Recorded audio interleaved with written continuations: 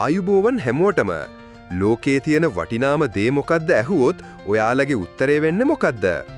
සල්ලිම නෙවෙයි ජීවිතේ කිව්වට ඔය කවුරුත් බැංකු පොත්වල සල්ලි එකතු නොකර උන්නේ නැහැ. ඉතින් අද මම කියන්න යන්නේ ලෝකයේ ඉන්න ධනවතුන් ගාව තියෙන ලෝකේ වටිනාම දේවල් 10 ගණයි. ඩොලර් මිලියන 8ක් වටින මැරිච්ච මෝරෙක්. ඩොලර් මිලියන 10ක් වටින මගුල් මුද්දක්. ඩොලර් මිලියන 49ක් වෙච්ච වෙබ් ලිපිනය වගේ දේවල් වල ඉඳන් ඩොලර් බිලියන 4.8ක් වෙච්ච ලෝකේ තියෙන වටිනාම දේ මොකද්ද බලන්න දිගටම වීඩියෝ එකත් එක්ක එකතු වෙලා ඉන්න.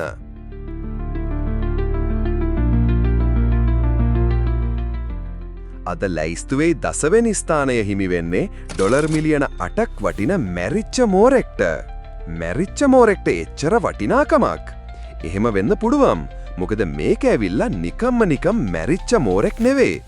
ඩේමියන් හර්ස්ට් කියන කලාකරුවගේ කලා නිර්මාණ අතරින් ප්‍රමුඛතම හා වටිනාම කලා නිර්මාණ අතරින් එකක් තමයි මේ නිර්මාණය. 1991 වර්ෂයේ නිමැමුණ මේ නිර්මාණය අඩි 14ක් පමණ දිගති ටයිගර් විශේෂයට අයත් මෝරෙක් විදුරු සහ වාණය වලින් නිෂ්පාදිත කුටිරයක තැන්පත් කරමින් නිර්මාණය වී ඇති අතරම මේ කුටිරය ෆොමල්හයිඩ් ද්‍රාවණයකින් පුරවා තිබෙනවා. මේ අපූර්ව නිර්මාණය 1991 වර්ෂයේ ප්‍රදර්ශනය ආරම්භ කරන්නේ චාල්ස් සාචි විසින්. ඔහු මේ නිර්මාණය 2004 වර්ෂයේදී බිලියනපති ව්‍යාපාරිකයෙකු වුණ ස්ටීවන් කොහෙන්ට ඩොලර් මිලියන 8කට අලෙවි කරලා තියෙනවා. කොහොම නමුත් Don තොම්සන්ගේ The 12 Million Stuffed Shark කියන මෙන්න මේ පොතට අනුව නම් මේ නිර්මාණයට ලැබෙන්නේ ඩොලර් මිලියන 8ත් ඉක්ම වූ වටිනාකමක්. 9 වෙනි ස්ථානය ඩොලර් මිලියන 10ක් වටින මංගල මුද්ද. මේ ඉන්නේ සුප්‍රසිද්ධ පොප් ගායිකාවක් වගේම නිලියක් වෙච්ච මරියා කේරී.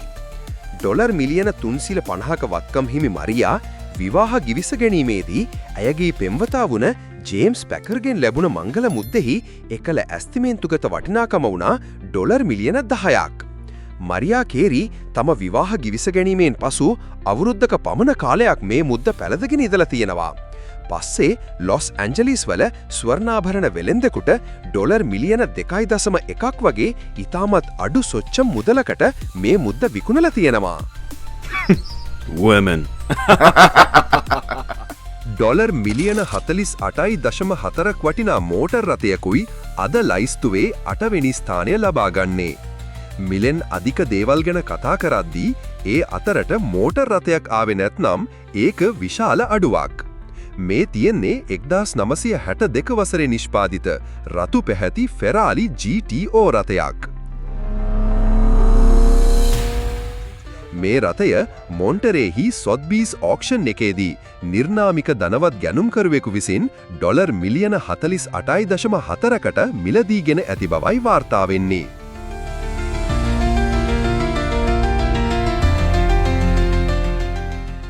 ඩොලර් මිලියන 49.7ක් වටින වෙබ් ලිපිනය.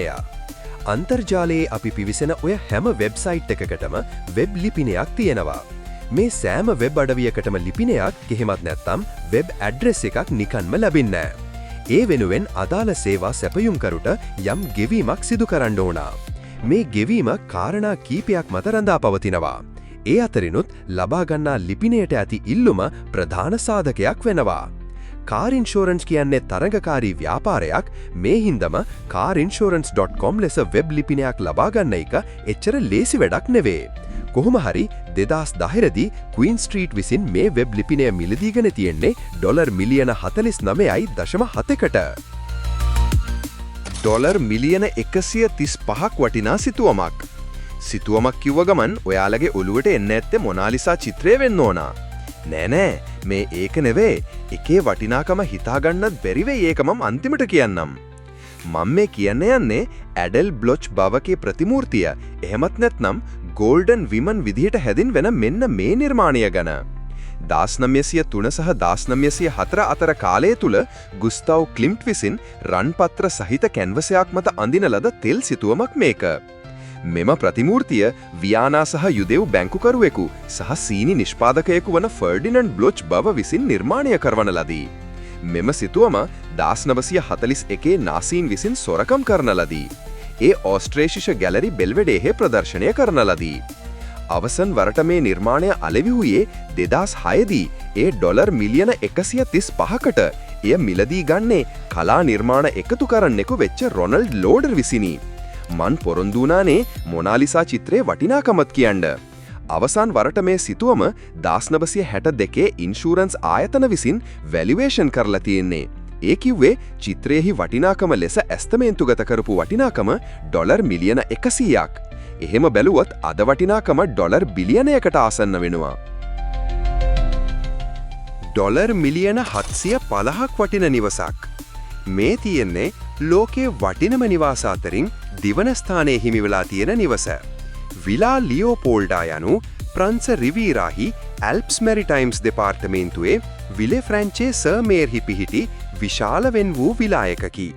මෙය අක්කර 18ක භූමි ප්‍රමාණයක පිහිටා ඇත. මෙම ගොඩනැගිල්ල දෙවන ලෝට යුද්ධ සමයේදී රෝහලක් ලෙස සේවය කළ අතර 1902දී බෙල්ජියම් රජු වෙච්ච දෙවන ලියෝපෝල්ඩ් සඳහා එය ඉදිකිරීමෙන් පසු කිහිප වතාවක්ම අතින් අතට මාරු වී තිබෙනවා. රුසියානු ප්‍රකෝටිපති මිහායිල් ප්‍රොකොරොව් මෙහි වත්මන් හිමිකරු වෙනවා.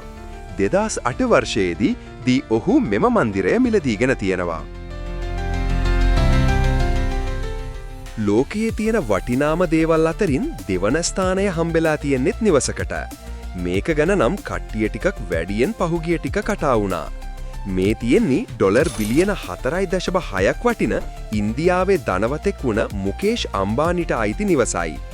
මුම්බායිහි පිහිටලා තියෙන මේ නිවස මහල් 27කින් යුක්තයි. මේ තුල විදුලි සෝපාන 9ක්, හෙලිකොප්ටර් පෑඩ් 3ක්, ආසන 50කින් යුක්ත රගහලක් වගේ සාමාන්‍ය නිවසක දකින්න නැති අති සුපොකභෝගී පහසුකම් රාශියකින් සමන්විත වෙනවා.